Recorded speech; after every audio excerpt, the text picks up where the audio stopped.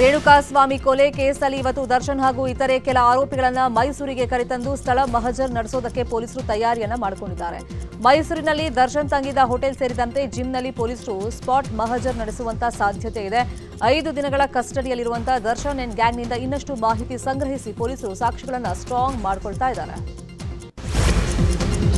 ರೇಣುಕಾಸ್ವಾಮಿ ಕೊಲೆ ಪ್ರಕರಣದಲ್ಲಿ ನಟ ದರ್ಶನ್ ಅರೆಸ್ಟ್ ಆಗಿದ್ದಾರೆ. ಈ ಬಗ್ಗೆ ಮೊದಲ ಬಾರಿಗೆ ನಟ ಕಿಚ್ಚ ಸುದೀಪ್ ಮಾತನಾಡಿದ್ದಾರೆ. ನನಗೆ ಗೊತ್ತಿರೋದಿಷ್ಟೇ, ಮಾಧ್ಯಮದವರು ಏನ್ ತೋರಿಸ್ತಾ ಇದ್ದೀರೋ ನಾನು ಅದನ್ನೇ ನೋಡಿ ವಿಚಾರ ತಿಳ್ಕೊಳ್ತಾ ಇದ್ದೀನಿ. ಇದರಲ್ಲಿ ಮಾಧ್ಯಮ ಮತ್ತು ಪೊಲೀಸ್ ಸಿಬ್ಬಂದಿ ಬಹಳ ಪ್ರಯತ್ನ ಹಾಕಿ ಸತ್ಯಾಂಶ ಹೊರಗಡೆ ತರೋದಕ್ಕೆ ಕೆಲಸ ಮಾಡ್ತಾ ಇದ್ದಾರೆ. ಅಲ್ಲದೆ ಆ ಕುಟುಂಬಕ್ಕೆ ನ್ಯಾಯ ಸಿಗಬೇಕು, ಆ ಹೆಣ್ಮಗುಗೆ ನ್ಯಾಯ ಸಿಗಬೇಕು.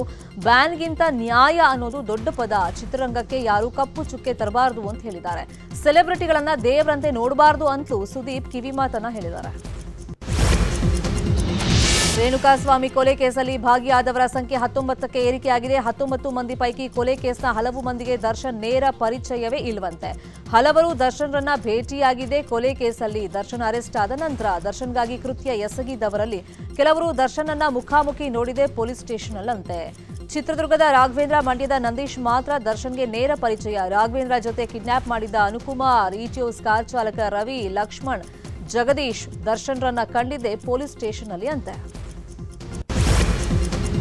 ರೇಣುಕಾಸ್ವಾಮಿ ಕೊಲೆಯಾಗಿ 10 ದಿನ ಕಳೀತಾ ಇದ್ರು. ಆತನ ಮೊಬೈಲ್ ಪತ್ತೆಯಾಗಿಲ್ಲ. ಜೂನ್ 8ರಂದು ಚಿತ್ರದುರ್ಗದಿಂದ ರೇಣುಕಾಸ್ವಾಮಿಯನ್ನ ಕಿಡ್ನಾಪ್ ಮಾಡಿ ಆರೋಪಿ ರಾಘವೇಂದ್ರ ಮತ್ತು ಸಹಚರರು ಕರ್ಕೊಂಡು ಬಂದಿದ್ರು. ಜೂನ್ 8ನೇ ತಾರೀಕು ಬೆಳಗ್ಗೆ ಚಿತ್ರದುರ್ಗದಲ್ಲಿ ಸ್ವಿಚ್ ಆಫ್ ಆಗಿದ್ದ ರೇಣುಕಾಸ್ವಾಮಿ ಮೊಬೈಲ್ ಈವರೆಗೂ ಪತ್ತೆಯಾಗಿಲ್ಲ. ಪೊಲೀಸ್ ವಿಚಾರಣೆ ವೇಳೆ ರೇಣುಕಾಸ್ವಾಮಿ ಮೊಬೈಲ್ ಅನ್ನ ಸುಮ್ಮನಹಳ್ಳಿ ರಾಜಕಾಲುವೆಗೆ ಬಿಸಾಡಿದ್ದಾಗಿ ಆರೋಪಿಗಳು ಬಾಯ್ಬಿಟ್ಟಿದ್ರು. ಕಳೆದ 10 ದಿನಗಳಿಂದ ಹುಡುಕಾಟ ನಡೆಸಿದ್ರು ರೇಣುಕಾಸ್ವಾಮಿ ಮೊಬೈಲ್ ಪತ್ತೆಯಾಗಿಲ್ಲ. ಕೊಲೆ ಕೇಸಲ್ಲಿ ಅರೆಸ್ಟ್ ಆಗಿರುವಂತಹ ದರ್ಶನ್ ಅಂಡ್ ಗ್ಯಾಂಗ್ಗೆ ಖಾಕಿ ಗ್ರಿಲ್ ಮುಂದುವರೆದಿದೆ. ಆರ್ಆರ್ ನಗರದ ಪವಿತ್ರ ಮನೆಯಲ್ಲಿ ಮಹತ್ವದ ಸಾಕ್ಷ್ಯ ಕಲೆ ಹಾಕೋದಕ್ಕೆ ಪೊಲೀಸರು ಸ್ಥಳ ಮಹಜರನ್ನ ಮಾಡಿದ್ದಾರೆ. ಈ ವೇಳೆ ರೇಣುಕಾ ಕೊಲೆ ದಿನ ಪವಿತ್ರ ಧರಿಸಿದ್ದ ಬಟ್ಟೆ, ಚಪ್ಪಲಿಗಳನ್ನು ವಶಕ್ಕೆ ಪಡೆಯಲಾಗಿದೆ. ಜೊತೆಗೆ ಬಟ್ಟೆಗಳ ಮೇಲೆ ರೇಣುಕಾಸ್ವಾಮಿ ರಕ್ತದ ಕಲೆ ಇತ್ತು ಎನ್ನಲಾಗ್ತಾ ಇದೆ. ಹೀಗಾಗಿ ಇದರ ನಿಖರ ಮಾಹಿತಿ ಪಡೆಯುವುದಕ್ಕೆ ಬಟ್ಟೆ ಸೀಸ್ ಮಾಡಿ ಎಫ್ಎಸ್ಎಲ್ಗೆ ಕಳಿಸೋದಕ್ಕೆ ಪೊಲೀಸರು ಮುಂದಾಗಿದ್ದಾರೆ. ಇನ್ನು ಪವಿತ್ರ ಗೌಡ ಮನೆಯಲ್ಲಿ ಕಂಪ್ಯೂಟರ್ ಸೇರಿದಂತೆ ಒಂದಷ್ಟು ವಸ್ತುಗಳನ್ನು ವಶಕ್ಕೆ ಪಡೆಯಲಾಗಿದೆ. ಚಿತ್ರದುರ್ಗದ ರೇಣುಕಾಸ್ವಾಮಿ ಹತ್ಯೆ ಹಿನ್ನೆಲೆಯಲ್ಲಿ ಮೃತ ರೇಣುಕಾಸ್ವಾಮಿಯ ಮನೆಗೆ ಗೃಹ ಸಚಿವ ಡಾಕ್ಟರ್ ಜಿ ಪರಮೇಶ್ವರ್ ಇವತ್ತು ಭೇಟಿಯನ್ನ ನೀಡಲಿದ್ದಾರೆ. ಮೃತನ ಕುಟುಂಬಕ್ಕೆ ಪರಮೇಶ್ವರ್ ಸಾಂತ್ವನವನ್ನ ಹೇಳಲಿದ್ದಾರೆ. ಬೆಂಗಳೂರಿನಿಂದ ಮಧ್ಯಾಹ್ನ 12:15 ವೇಳೆಗೆ ಆಗಮಿಸಲಿದ್ದು ಸಾಂತ್ವನವನ್ನ ಹೇಳಲಿದ್ದಾರೆ. ಗೃಹ ಸಚಿವ ಪರಮೇಶ್ವರ್ಗೆ ಸಚಿವ ಡಿ ಸುಧಾಕರ್, ಸ್ಥಳೀಯ ಶಾಸಕರು ಸಾಥ್ ನೀಡಲಿದ್ದಾರೆ. ಮಾಜಿ ಸಿಎಂ ಬಿಎಸ್ ಯಡಿಯೂರಪ್ಪ ವಿರುದ್ಧ ಪೋಕ್ಸೋ ಕೇಸ್ ದಾಖಲಾದ ಹಿನ್ನೆಲೆಯಲ್ಲಿ ಇವತ್ತು ಸಿಐಡಿ ಮುಂದೆ ಹಾಜರಾಗಲಿದ್ದಾರೆ. ಈಗಾಗಲೇ ತನಿಖಾಧಿಕಾರಿಗಳು ಬಿಎಸ್ವೈ ವಿಚಾರಣೆಗೆ ತಯಾರಿಯನ್ನ ನಡೆಸಿಕೊಂಡಿದ್ದಾರೆ. ಮೊನ್ನೆ ಬಿಎಸ್ವೈರನ್ನ ಬಂಧಿಸದಂತೆ ಸಿಐಡಿಗೆ ಹೈಕೋರ್ಟ್ ಆದೇಶಿಸಿದ್ದು ವಿಚಾರಣೆಗೆ ಹಾಜರಾಗುವಂತೆ ಬಿಎಸ್ವೈ ಅವರಿಗೆ ಸೂಚನೆಯನ್ನ ಕೊಟ್ಟಿತ್ತು. ಹಾಗಾಗಿ ಇವತ್ತು ಬೆಳಗ್ಗೆ ತನಿಖಾಧಿಕಾರಿಗಳ ಮುಂದೆ ಬಿಎಸ್ವೈ ಹಾಜರಾಗಲಿದ್ದಾರೆ. ಇನ್ನು ಬಿಎಸ್ವೈ ವಿರುದ್ಧ ದಾಖಲಾಗಿರುವಂತಹ ಪೋಕ್ಸೋ ಕೇಸ್ ಬಗ್ಗೆ ಶೆಟ್ಟರ್ ಪ್ರತಿಕ್ರಿಯೆ ಕೊಟ್ಟಿದ್ದಾರೆ. ಗದಗ್ನಲ್ಲಿ ಮಾತನಾಡಿದ ಅವರು, ಯಡಿಯೂರಪ್ಪ ವಿರುದ್ಧ ಕಾಂಗ್ರೆಸ್ ದೊಡ್ಡ ಷಡ್ಯಂತ್ರ ಮಾಡಿದೆ. 3 ತಿಂಗಳ ಹಿಂದೆ ಗೃಹ ಮಂತ್ರಿ ಪರಮೇಶ್ವರ್ ಅವರು ದೂರು ನೀಡಿದ ಮಹಿಳೆಗೆ ದೂರು ನೀಡುವ ಹ್ಯಾಬಿಟ್ ಇದೆ. ಇದರಲ್ಲಿ ಏನು ಸತ್ಯಾಂಶ ಇಲ್ಲ, ಮಹತ್ವ ಕೊಡಬೇಕಾಗಿಲ್ಲ ಅಂತ ಹೇಳಿದ್ರು. ಆದ್ರೀಗ ಅವಸರದಲ್ಲಿ ಸಿಐಡಿ ಅವರು ಹೋಗಿ ಅರೆಸ್ಟ್ ವಾರೆಂಟ್ ತಗೊಂಡಿರೋದು ನೋಡಿದ್ರೆ ಇದು ಕಾಂಗ್ರೆಸ್ ಸರ್ಕಾರದ ಷಡ್ಯಂತ್ರ ಅನ್ನೋದು ಗೊತ್ತಾಗುತ್ತೆ ಅಂತ ಹೇಳಿದ್ದಾರೆ. ಪೆಟ್ರೋಲ್, ಡೀಸೆಲ್ ಮಾರಾಟ ತೆರಿಗೆ ಹೆಚ್ಚಿಸಿದ ರಾಜ್ಯ ಸರ್ಕಾರದ ಕ್ರಮಕ್ಕೆ ಖಂಡಿಸಿ ಇವತ್ತು ರಾಜ್ಯಾದ್ಯಂತ ಬಿಜೆಪಿ ಹಾಗೂ ಜೆಡಿಎಸ್ ಪ್ರತಿಭಟನೆಯನ್ನ ಮಾಡಲಿವೆ. ರಾಜ್ಯ ಸರ್ಕಾರದ ಪಂಚ ಗ್ಯಾರಂಟಿ ಯೋಜನೆಯಿಂದಾಗಿ ರಾಜ್ಯದ ಆರ್ಥಿಕ ಸ್ಥಿತಿ ಹದಗೆಟ್ಟಿದೆ. ಜನತೆಗೆ ಲೋಕಸಭಾ ಚುನಾವಣೆಯಲ್ಲಿ ಕಾಂಗ್ರೆಸ್ ಪಕ್ಷಕ್ಕಾದ ಹಿನ್ನಡೆ. ರಾಜ್ಯ ಸರ್ಕಾರ ಇದೀಗ ಬೆಲೆ ಏರಿಕೆ ಮೂಲಕ ಸೇಡು ತೀರಿಸಿಕೊಳ್ಳುವುದಕ್ಕೆ ಹೊರಟಿದೆ ಅಂತ ಆರೋಪ ಮಾಡಿದ್ದಾರೆ. ತೈಲ ದರ ಇಳಿಕೆಗೆ ಒತ್ತಾಯಿಸಿ ಇವತ್ತು ಬೆಳಗ್ಗೆ 11 ಗಂಟೆಗೆ ಫ್ರೀಡಂ ಪಾರ್ಕ್ನಲ್ಲಿ ಬಿಜೆಪಿಯಿಂದ ಪ್ರತಿಭಟನೆಯನ್ನ ಹಮ್ಮಿಕೊಳ್ಳಲಾಗಿದೆ. ಈ ಪ್ರತಿಭಟನೆಯಲ್ಲಿ ಬಿಜೆಪಿ ರಾಜ್ಯಾಧ್ಯಕ್ಷ ವಿಜಯೇಂದ್ರ, ಪ್ರತಿಪಕ್ಷದ ನಾಯಕ ಆರ್ ಅಶೋಕ್, ಮಾಜಿ ಸಿಎಂ ಡಿವಿ ಸದಾನಂದಗೌಡ, ನಗರದ ಸಂಸದರು, ಶಾಸಕರು, ಮುಖಂಡರು ಪಾಲ್ಗೊಳ್ಳುತ್ತಾರೆ. ಪೆಟ್ರೋಲ್, ಡೀಸೆಲ್ ಬೆಲೆ ಏರಿಕೆ ಮಾಡಿ ರಾಜ್ಯ ಸರ್ಕಾರ ಆದೇಶವನ್ನ ಹೊರಡಿಸಿರುವಂತಹ ಬೆನ್ನಲ್ಲೇ ರಾಜ್ಯ ಸರ್ಕಾರದ ವಿರುದ್ಧ ಬಿಜೆಪಿ ರಾಜ್ಯಾಧ್ಯಕ್ಷ ವಿಜಯೇಂದ್ರ ಕಿಡಿಕಾರಿದ್ದಾರೆ. ಹಾಸನದಲ್ಲಿ ಮಾತನಾಡಿ, ರಾಜ್ಯದಲ್ಲಿ ಚುನಾವಣೆ ಫಲಿತಾಂಶದ ಬಳಿಕ ಕಾಂಗ್ರೆಸ್ ಪಕ್ಷ ಹತಾಶೆಗೊಂಡಿದೆ. ಹೀಗಾಗಿ ಸರ್ಕಾರ ಬೇಜವಾಬ್ದಾರಿತನದಿಂದ ನಡ್ಕೊಳ್ತಾ ಇದೆ. ಯಾರು ಊಹಿಸದ ರೀತಿಯಲ್ಲಿ ಪೆಟ್ರೋಲ್, ಡೀಸೆಲ್ ಬೆಲೆ ಏರಿಕೆ ಮಾಡಿ ಜನರ ಮೇಲೆ ಬರೆ ಎಳೆಯೋ ಕೆಲಸ ಮಾಡ್ತಾ ಇದೆ ಅಂತ ಹೇಳಿ ಕಿಡಿಕಾರಿದ್ದಾರೆ. ರಾಜ್ಯ ಸರ್ಕಾರ ದಿವಾಳಿಯಾಗಿದೆ. ಹೀಗಾಗಿ ಪೆಟ್ರೋಲ್, ಡೀಸೆಲ್ ಬೆಲೆ ಏರಿಕೆ ಮಾಡಿದೆ ಅಂತ ಕೇಂದ್ರ ಸಚಿವ ಪ್ರಹ್ಲಾದ್ ಜೋಶಿ ಕಿಡಿಕಾರಿದ್ದಾರೆ. ಹುಬ್ಬಳ್ಳಿಯಲ್ಲಿ ಮಾತನಾಡಿದ ಅವರು, ಕಾಂಗ್ರೆಸ್ ಪಕ್ಷ ಬೆಲೆ ಏರಿಕೆ ಅಂತ ಹೇಳಿ ಟ್ವೀಟ್ ಮಾಡುತ್ತೆ. ಬೆಲೆ ಏರಿಕೆ ಇಟ್ಕೊಂಡು ರಾಜಕಾರಣ ಮಾಡಿದ್ರು. ಈಗ ಪೆಟ್ರೋಲ್ ಡೀಸೆಲ್ ರೇಟ್ ಜಾಸ್ತಿ ಮಾಡಿದ್ದು ಕರ್ನಾಟಕದಲ್ಲಿ ಬೆಲೆ ಹೆಚ್ಚಾಗಿದೆ. ಟಕಾಟಕ್ ಅಂತ ಪ್ರಣಾಳಿಕೆ ಮಾಡಿದ್ರು. ಸಿದ್ದರಾಮಯ್ಯ ನೇತೃತ್ವದ ಸರ್ಕಾರ ದಿವಾಳಿ ಎದ್ದಿದೆ. ಬೆಲೆ ಏರಿಕೆ ಮಾಡಿರೋದು ಅತ್ಯಂತ ಖಂಡನೀಯ. ಜನ ವಿರೋಧಿ ನೀತಿ. ಒಂದು ಕೈಯಲ್ಲಿ ಕೊಟ್ಟು ಮತ್ತೊಂದು ಕೈಯಲ್ಲಿ ಕಿತ್ಕೊಳ್ಳೋ ಕೆಲಸ ಆಗ್ತಿದೆ ಅಂತ ಹೇಳಿದ್ದಾರೆ. ಕಾಂಗ್ರೆಸ್ ಸರ್ಕಾರದ ವಿರುದ್ಧ ಬಿಜೆಪಿ ಶಾಸಕ ಅರವಿಂದ್ ಬೆಲ್ಲದ್ ಕೂಡ ಗರಂ ಆಗಿದ್ದಾರೆ. ಹುಬ್ಬಳ್ಳಿಯಲ್ಲಿ ಮಾತನಾಡಿದ ಅವರು, ಚುನಾವಣೆ ಸಂದರ್ಭದಲ್ಲಿ ಕಾಂಗ್ರೆಸ್ ಅವರು ದೊಡ್ಡ ಜಾಹೀರಾತು ಹಾಕಿದ್ರು.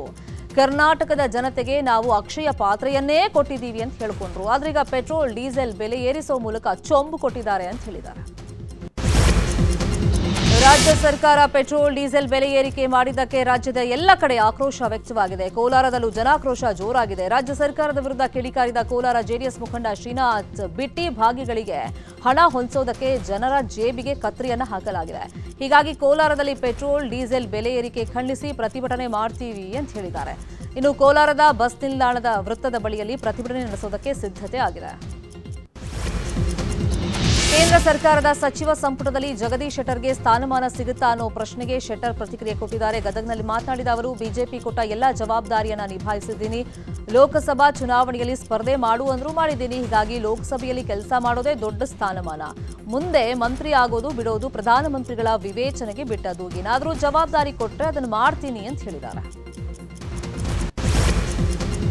ಚನ್ನಪಟ್ಟಣ ಶಾಸಕ ಸ್ಥಾನಕ್ಕೆ ಎಚ್ಡಿಕೆ ರಾಜೀನಾಮೆ ಕೊಟ್ಟ ಬೆನ್ನಲ್ಲೇ ಬೈ ಎಲೆಕ್ಷನ್ ಕಾವು ಜೋರಾಗ್ತಾ ಇದೆ. ಮೈತ್ರಿ ಅಭ್ಯರ್ಥಿಯಾಗಿ ನಿಖಿಲ್ ಕುಮಾರಸ್ವಾಮಿ ಅವರನ್ನ ಕಣಕ್ಕಿಳಿಸೋದಕ್ಕೆ ಜೆಡಿಎಸ್ ಪಾಳ್ಯದಲ್ಲಿ ಕೂಗು ಕೇಳಿ ಬರ್ತಾ ಇದೆ. ಜೆಡಿಎಸ್ ವರಿಷ್ಠರಿಗೆ ಚನ್ನಪಟ್ಟಣ ತಾಲೂಕು ಜೆಡಿಎಸ್ ಅಧ್ಯಕ್ಷ ಎಚ್ಸಿ ಜಯಮುತ್ತು ನಿಖಿಲ್ ಅವರನ್ನೇ ಅಭ್ಯರ್ಥಿಯಾಗಿ ಕಣಕ್ಕಿಳಿಸುವಂತೆ ಒತ್ತಡವನ್ನ ಹಾಕ್ತಾ ಇದ್ದಾರೆ. ವಿಜಯಪುರ ಜಿಲ್ಲೆಯ ಚಡಚಣ ತಾಲೂಕಿನ ಇಂಚಗೇರಿ ಗ್ರಾಮದಲ್ಲಿ ನಿನ್ನೆ ಮಾಧವಾನಂದ ಪ್ರಭುಗಳ ದೇವಸ್ಥಾನದ ಉದ್ಘಾಟನಾ ಕಾರ್ಯಕ್ರಮ ನಡೆಯಿತು. ಇಂಚಗೇರಿ ಮಠದ ಪೀಠಾಧಿಪತಿಗಳಾದ ರೇವಣಸಿದ್ದ ಮಹಾರಾಜರು ಹಾಗೂ ಸಿಎಂ ಸಿದ್ದರಾಮಯ್ಯ ದೇವಸ್ಥಾನದ ಉದ್ಘಾಟನೆಯನ್ನ ನೆರವೇರಿಸಿದರು. ಸುಮಾರು 30 ಕೋಟಿ ವೆಚ್ಚದಲ್ಲಿ ಭಕ್ತರೇ ನಿರ್ಮಾಣ ಮಾಡಿರುವಂತಹ ದೇವಸ್ಥಾನವನ್ನು ಸಿದ್ದರಾಮಯ್ಯ ಉದ್ಘಾಟನೆ ಮಾಡಿದರು. ಉತ್ತರ ಕರ್ನಾಟಕದ ಹಲವೆಡೆ ಮಳೆಯಾಗ್ತಾ ಇದೆ. ಬೆಳಗಾವಿ ಜಿಲ್ಲೆಯ ಸಂಕೇಶ್ವರ ಪಟ್ಟಣದಲ್ಲಿ ಭಾರೀ ಮಳೆಯಾಗಿದೆ. ನಿನ್ನೆ ಸಂಜೆ ಧಾರಾಕಾರ ಮಳೆ ಸುರಿದ ಪರಿಣಾಮ ಸಂಕೇಶ್ವರ ಪಟ್ಟಣದ ಗೋರಕ್ಷಣಾ ಮಾಳದಲ್ಲಿರುವಂತಹ 8ಕ್ಕೂ ಹೆಚ್ಚು ಮನೆಗಳಿಗೆ ನೀರು ನುಗ್ಗಿದೆ. ರಣ ಮಳೆಗೆ ಜನಜೀವನ ಅಸ್ತವ್ಯಸ್ತವಾಗಿತ್ತು. ವಾಹನ ಸವಾರರು ಪರದಾಡಿದರು. ಇನ್ನೊಂದು ಕಡೆ ರೈತರ ಮೊಗದಲ್ಲಿ ಮಂದಹಾಸ ಮೂಡಿದ್ದು ಕೃಷಿ ಚಟುವಟಿಕೆ ಚುರುಕನ್ನ ಪಡ್ಕೊಂಡಿದೆ. ಗುಜರಾತ್ನ ದೇವಭೂಮಿ ದ್ವಾರಕಾದಲ್ಲಿ ಮಳೆರಾಯ ಅಬ್ಬರಿಸಿದ್ದಾನೆ. ಮೊದಲ ಮಳೆಯೇ ದ್ವಾರಕಾ ಜಿಲ್ಲೆಯ ಕಂಬಲಿಯಾದಲ್ಲಿ ಭಾರೀ ಅವಾಂತರವನ್ನ ಸೃಷ್ಟಿ ಮಾಡಿದೆ. ಅದರಲ್ಲೂ ಕಂಬಲ್ನಲ್ಲಿ ಧಾರಾಕಾರ ಮಳೆ ಸುರಿದ ಪರಿಣಾಮ ನಗರ ಗೇಟ್, ಜೋಧ್ಪುರ್ ಗೇಟ್, ಸ್ಟೇಷನ್ ರಸ್ತೆ, ಜುಗ್ತಾ ರಸ್ತೆ, ಕಂಬಲಿಯಾ, ಸೋನಿ ಬಜಾರ್ ಸೇರಿದಂತೆ ಬಹುತೇಕ ರಸ್ತೆಗಳು ಜಲಾವೃತ ಆಗಿದ್ವು. ಇನ್ನು ಒಂದೇ ಮಳೆಗೆ ಇಲ್ಲಿನ ನಿವಾಸಿಗಳು ಕಂಗಾಲಾಗಿದ್ದಾರೆ. ಕಳಪೆ ಕಾಮಗಾರಿ ಆರೋಪ. ಉದ್ಘಾಟನೆಗೂ ಮುನ್ನವೇ ಕುಡಿಯೋ ನೀರಿನ ಪೈಪ್ ಲೀಕೇಜ್ ಆಗಿ ನೀರು ಪೋಲಾಗಿದೆ. ಯಾದಗಿರಿ ಜಿಲ್ಲೆಯ ಸುರಪುರ ತಾಲೂಕಿನ ಕೆಂಭಾವಿ ಪಟ್ಟಣದಲ್ಲಿ ಈ ಘಟನೆ ನಡೆದಿರುವುದು. ನಗರೋತ್ಥಾನ ಯೋಜನೆ ಅಡಿಯಲ್ಲಿ ಕೋಟ್ಯಾಂತರ ರೂಪಾಯಿ ವೆಚ್ಚದಲ್ಲಿ ಕಾಮಗಾರಿ ಆಗಿದೆ. ನಾರಾಯಣಪುರ ಡ್ಯಾಂನಿಂದ ನೀರು ಸರಬರಾಜು ಆಗ್ತಾ ಇದ್ದ ನೀರಿನ ಪೈಪ್ ಒಡೆದು ಕಾರಂಜಿಯಂತೆ ರಸ್ತೆಯಲ್ಲಿ ನೀರು ಚಿಮ್ಮಿದೆ. ಕಾರಂಜಿಯಂತೆ ಚಿಮ್ತಾ ಇದ್ದ ನೀರಲ್ಲಿ ಸಂಚಾರ ಮಾಡೋದಕ್ಕೆ ವಾಹನ ಸವಾರರು ಪರದಾಡಿದರು. ಗುತ್ತಿಗೆದಾರರ ವಿರುದ್ಧ ಸಾರ್ವಜನಿಕರು ಆಕ್ರೋಶವನ್ನ ವ್ಯಕ್ತಪಡಿಸಿದ್ದಾರೆ. ಮಹಾರಾಷ್ಟ್ರದ ನಾಸಿಕ್ನ ಕೆಲ ಗ್ರಾಮಗಳಲ್ಲಿ ನೀರಿಲ್ಲದೆ ಹನಿ ನೀರಿಗೂ ಜನ ಪರದಾಡ್ತಾ ಇದ್ದಾರೆ. ನಾಸಿಕ್ನ ಚೋಲ್ಮುಖ್ ಗ್ರಾಮದಲ್ಲಿ ಒಂದು ಬಿಂದಿಗೆ ನೀರಿಗೂ ಮಹಿಳೆಯರು ಸರ್ಕಸ್ ಮಾಡ್ತಾ ಇದ್ದಾರೆ. ಸೂಕ್ತ ನೀರಿನ ಸೌಕರ್ಯ ಇಲ್ಲದ ಹಿನ್ನೆಲೆಯಲ್ಲಿ ಗ್ರಾಮಸ್ಥರು ಪರದಾಟವನ್ನು ನಡೆಸ್ತಾ ಇದ್ದಾರೆ. ಬಾವಿಗೆ ಹತ್ತಾರು ಮಹಿಳೆಯರು ಹಗ್ಗದ ಮೂಲಕ ಬಕೆಟ್ ಇಳಿಸಿ ನೀರನ್ನು ತುಂಬಿಕೊಳ್ಳೋದಕ್ಕೆ ಕಸರತ್ತನ್ನ ಮಾಡ್ತಾ ಇದ್ದಾರೆ. ಇವತ್ತು ಬಕ್ರೀದ್ ಹಬ್ಬದ ಹಿನ್ನೆಲೆಯಲ್ಲಿ ಚಾಮರಾಜಪೇಟೆಯ ಈದ್ಗಾ ಮೈದಾನದಲ್ಲಿ ನಡೆಯುವಂತಹ ಸಾಮೂಹಿಕ ಪ್ರಾರ್ಥನೆಯಲ್ಲಿ ಸಿಎಂ ಸಿದ್ದರಾಮಯ್ಯ ಪಾಲ್ಗೊಳ್ಳಲಿದ್ದಾರೆ. ಬೆಳಗ್ಗೆ 9 ಗಂಟೆಗೆ ಈದ್ಗಾ ಮೈದಾನದಲ್ಲಿ ಮುಸ್ಲಿಂ ಬಾಂಧವರ ಸಾಮೂಹಿಕ ಪ್ರಾರ್ಥನೆ ನಡೆಯಲಿದೆ. ಈ ವೇಳೆ ಈದ್ಗಾ ಮೈದಾನಕ್ಕೆ ಆಗಮಿಸಿ ಮುಸ್ಲಿಂ ಬಾಂಧವರಿಗೆ ಶುಭಾಶಯ ತಿಳಿಸಿ ಸಾಮೂಹಿಕ ಪ್ರಾರ್ಥನಾ ಸಭೆಯಲ್ಲಿ ಪಾಲ್ಗೊಳ್ಳುತ್ತಾರೆ. ಬೆಳಗಾವಿಯಲ್ಲಿ ಬಕ್ರೀದ್ ಹಬ್ಬದ ಹಿನ್ನೆಲೆಯಲ್ಲಿ ಮೇಕೆಯೊಂದು ದಾಖಲೆ ಬೆಲೆಗೆ ಮಾರಾಟವಾಗಿದೆ. ಚಿಕ್ಕೋಡಿಯ ಇಟ್ನಾಳ ಗ್ರಾಮದ ರೈತ ಶಿವಪ್ಪ ಸಾಕಿದ್ದ ಮೇಕೆ ಬರೋಬ್ಬರಿ 1,80,000 ರೂಪಾಯಿಗೆ ಮಾರಾಟವಾಗಿದೆ. ಬಕ್ರೀದ್ ಹಬ್ಬದ ಬಾಡೂಟಕ್ಕೆ ಹಾಸನ ಮೂಲದ ವ್ಯಕ್ತಿ ಮೇಕೆಯನ್ನ ಖರೀದಿ ಮಾಡಿದ್ದಾರೆ. ಸವಾಲು ಮಾಡಿ ಮೇಕೆ ಖರೀದಿಸಿರುವಂತಹ ವಿಡಿಯೋ ವೈರಲ್ ಆಗಿದೆ. ಕೊಪ್ಪಳದ ಹನುಮನಹಳ್ಳಿಯ ಋಷಿಮುಖ ಪರ್ವತದಲ್ಲಿ ಮಂಗಗಳಿಗಾಗಿ ವನ ನಿರ್ಮಾಣವನ್ನು ಮಾಡಲಾಗಿದೆ. ಲಿವ್ ವಿತ್ ಹ್ಯುಮ್ಯಾನಿಟಿ ಸರ್ವೋದಯ ಸಮಗ್ರ ಗ್ರಾಮೀಣ ಅಭಿವೃದ್ಧಿ ಸಂಸ್ಥೆ ವಾನರ ವನ ನಿರ್ಮಿಸಿದೆ. ಈ ತಂಡ ಪ್ರತಿ ಭಾನುವಾರ ಅಂಜನಾದ್ರಿ ಸುತ್ತಮುತ್ತ ವಾನರ ಸಂತತಿ ಉಳಿವಿಗಾಗಿ ಹಣ್ಣಿನ ಗಿಡವನ್ನು ನೆಡ್ತಾ ಇದೆ. ಈ ತಂಡದ ಕಾರ್ಯಕ್ಕೆ ಜನಮೆಚ್ಚುಗೆ ವ್ಯಕ್ತವಾಗ್ತಾ ಇದೆ. ಶನಿವಾರ ಭಾನುವಾರದ ರಜೆ ಹಾಗೂ ಸೋಮವಾರ ಬಕ್ರೀದ್ ರಜೆ ಕಾರಣ ತಿರುಮಲದ ವೆಂಕಟೇಶ್ವರ ಸ್ವಾಮಿಯ ದರ್ಶನಕ್ಕೆ ಬರುವಂತಹ ಭಕ್ತಾದಿಗಳ ಸಂಖ್ಯೆ ಗಣನೀಯವಾಗಿ ಏರಿಕೆ ಕಂಡಿದೆ. ಶನಿವಾರ ಭಾನುವಾರ ಭಕ್ತಾದಿಗಳು ಹೆಚ್ಚಾಗಿ ಬಂದಿದ್ದು ದೇವರ ದರ್ಶನಕ್ಕಾಗಿ ಸುಮಾರು 3 ಕಿಲೋಮೀಟರ್ವರೆಗೂ ಸರತಿ ಸಾಲಲ್ಲಿ ನಿಂತಿದ್ದರು. ನಮೀಬಿಯಾ ವಿರುದ್ಧ ಪಂದ್ಯ ಮಳೆಗೆ ಬಲಿಯಾಗುವಂತಹ ಭೀತಿ ಇತ್ತು. ಆದರೆ ಇಂಗ್ಲೆಂಡ್ ಪಾಳ್ಯದಲ್ಲಿ ಭಾರೀ ಆತಂಕಕ್ಕೆ ಕಾರಣವಾಗಿತ್ತು. ಒಂದು ವೇಳೆ ಪಂದ್ಯ ರದ್ದಾಗಿದ್ರೆ ಆಸೀಸ್ ಸ್ಕಾಟ್ಲೆಂಡ್ ಪಂದ್ಯಕ್ಕೂ ಮೊದಲೇ ಇಂಗ್ಲೆಂಡ್ ಡಕ್ವರ್ತ್ ಲೂಯಿಸ್ ನಿಯಮದ ಅನ್ವಯ 41 ರನ್ ಜಯವನ್ನ ಸಾಧಿಸಿತು. ಚೇತನ್ ಕುಮಾರ್ ನಿರ್ದೇಶನದ ಹಾಗೂ ಆಕ್ಷನ್ ಪ್ರಿನ್ಸ್ ಧ್ರುವ ಸರ್ಜಾ ನಟನೆಯ ಬಹದ್ದೂರ್ ರಿಲೀಸ್ ಆಗೋದಕ್ಕೆ ಸಜ್ಜಾಗಿದೆ. ಮುಂದಿನ ವಾರ ಜೂನ್ 21ನೇ ತಾರೀಕು ರಾಜ್ಯಾದ್ಯಂತ ಬಹದ್ದೂರ್ ಅಬ್ಬರ ಶುರುವಾಗಲಿದೆ. 2014ರಲ್ಲಿ ಬಿಡುಗಡೆಯಾಗಿದ್ದ ಬಹದ್ದೂರ್ ದೊಡ್ಡ ಯಶಸ್ಸನ್ನು ಕಂಡಿತು. ಈಗ 10 ವರ್ಷಗಳ ನಂತರ ಜೂನ್ 21ನೇ ತಾರೀಕು ಈ ಚಿತ್ರ ಮರು ಬಿಡುಗಡೆಯಾಗ್ತಿರೋದು ವಿಶೇಷ. ಬಹು ನಿರೀಕ್ಷೆಯ ಟಾಕ್ಸಿಕ್ ಚಿತ್ರದಲ್ಲಿ ನಟ ಯಶ್ ಸ್ಟೈಲಿಶ್ ಡಾನ್ ಪಾತ್ರದಲ್ಲಿ ನಟಿಸಲಿದ್ದಾರೆ ಅಂತ ಹೇಳಲಾಗಿದೆ.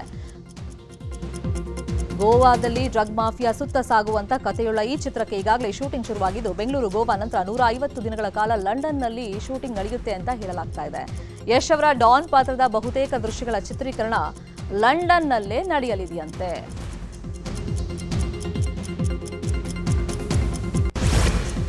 ಕನ್ನಡಿಗರ ಮೆಚ್ಚಿನ ನಿಮ್ಮ ನ್ಯೂಸ್ 18 ಕನ್ನಡ ಈಗ ವಾಟ್ಸ್ಆಪ್ನಲ್ಲಿಯೂ ಲಭ್ಯ. ಕರ್ನಾಟಕ ಮತ್ತು ದೇಶ ವಿದೇಶದ 360 ಡಿಗ್ರಿ ಸುದ್ದಿ ವಿವರವನ್ನ ನೀವು ನಿಮ್ಮ ಕೈ ಬೆರಳುಗಳಲ್ಲಿಯೇ ಪಡೆಯೋದಿಕ್ಕೆ ಈ QR ಕೋಡ್ ಅನ್ನು ಸ್ಕ್ಯಾನ್ ಮಾಡಿ. ನಮ್ಮ ಚಾನೆಲ್ ಅನ್ನು ಫಾಲೋ ಮಾಡಿ, ನೋಟಿಫಿಕೇಶನ್ ಆನ್ ಮಾಡಿ.